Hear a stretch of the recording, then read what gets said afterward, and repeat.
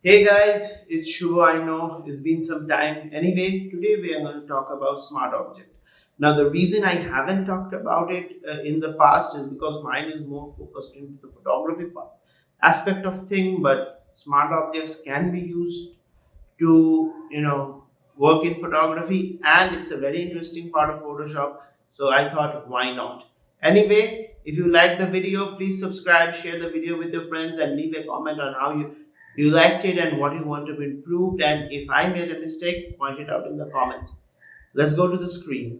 But before that, let's talk about smart objects. What are they? Well, smart objects are actually, you know what? Let's go to the screen. So I'm here at my screen, and I've selected the topmost layer. So yes, now let's say I have this picture and I want to edit it. So normally what we would do is, let's say I want to use the camera raw filter.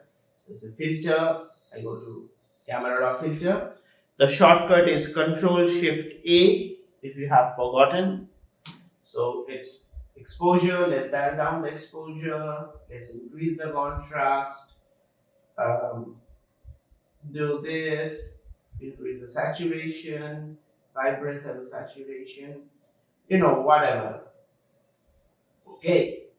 Now this is baked into the image. The only way to undo it is with Control Z. Now that's fine, but let's say you are doing it repeatedly. So let's say you take a image and let's say adjustment to adjust the brightness, increase the contrast, hit OK, then you go to image adjustments, then you go to curves and you do a S curve and you hit OK, and then you go to image and let's say adjustments, and let's say you go to hue saturation, you increase the saturation, and you do this. Now this is not what you are going to do, but this is just an example. Let's say you have layered it. Now you can go Control Z all day, but that is not an ideal way to do it, and after some time you will find that this step will not work. The better way to do it is either with an adjustment layer, because then it will be on a different layer and you can adjust and then readjust, or something that I'm going to tell you today, and this is actually even better than the adjustment layer, that is use a smart object. So how do you use a smart object? You have actually seen me do this before.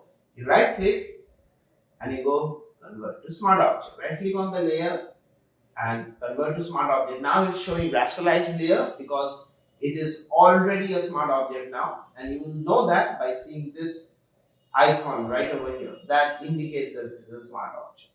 Okay, fine. Now, let's say I want to edit it.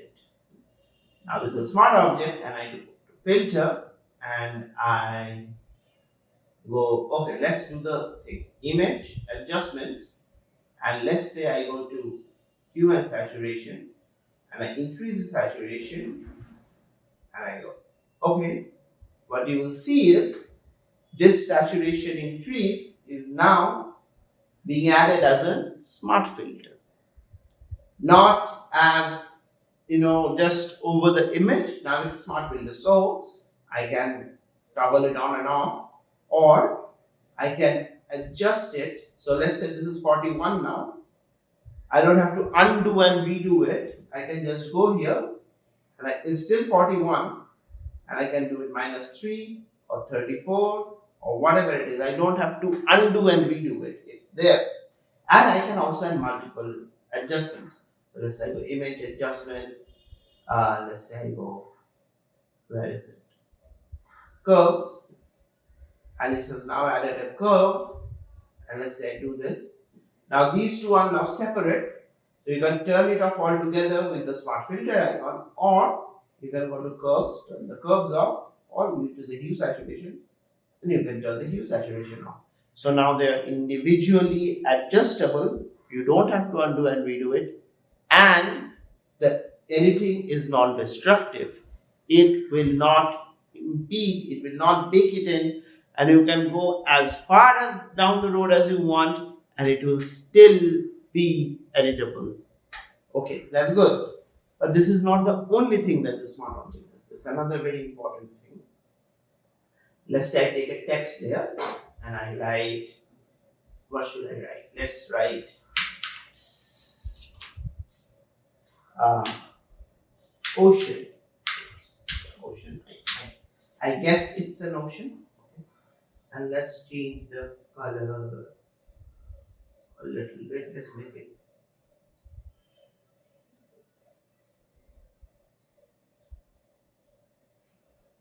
Okay, the white is not visible. Let's make it. Yeah. Let's keep it this way. So I'm going to go there and let's change the size. Okay, Control T to transform and change the size. Okay. Let's say keep it right over here. Okay. Now let's change it to a smart object. Right click on the layer, you will see convert to smart object. Okay. Now here's the fun part. I can always use a filter. So let's say I use distort and where was it? Let's say go to distort, pixelate, and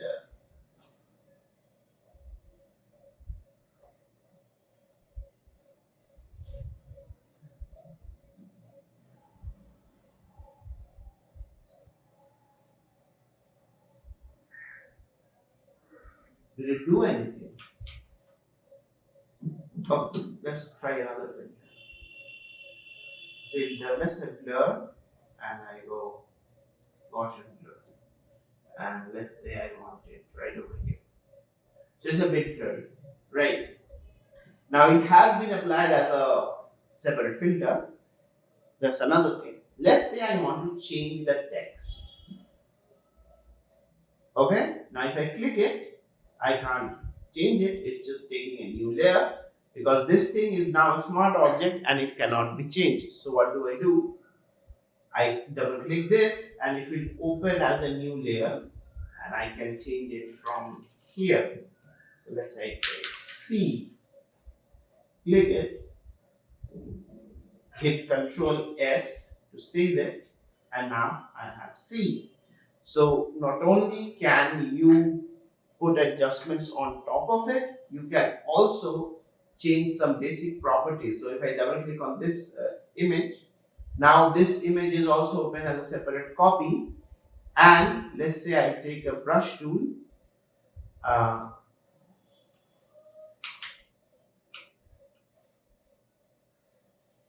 and caps lock is on.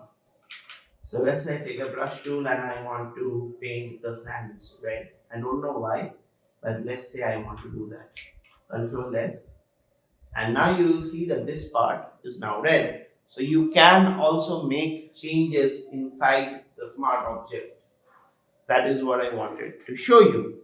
It's non-destructive editing and it can be used to make changes within the smart object. So why is this important? Why is being able to make changes within the layers important?